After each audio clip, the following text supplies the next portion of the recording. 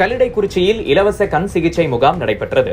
நெல்லை மாவட்டம் கல்லிடைக்குறிச்சி ரயில் பயணிகள் முன்னேற்ற சங்கம் மற்றும் கோபாலசமுத்திரம் கிராம உதயம், டாக்டர் அகர்வால் கண் மருத்துவமனை, மக்கள் உரிமைகள் பாதுகாப்பு இயக்கம், அப்பல்லோ மருந்தகம் ஆகியவை இணைந்து நடத்திய இலவச கண் சிகிச்சை முகாம் கல்லிடைக்குறிச்சி ரயில் நிலையம் முன்பு நடைபெற்றது. இம்முகாமை கல்லிடை பேரூராட்சி துணைத் தலைவர் இசக்கி பாண்டியன் குத்துவிளக்கு ஏற்றி தொடங்கி வைத்தார்.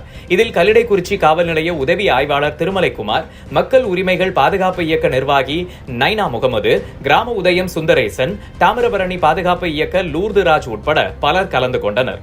முகாமில் கலந்து கொண்ட அனைவருக்கும் கல்லிடை அப்பல்லோ மருந்தகம் சார்பாக சர்க்கரை நோய் மற்றும் உயர் ரத்த அழுத்த பரிசோதனை மேற்கொள்ளப்பட்டது.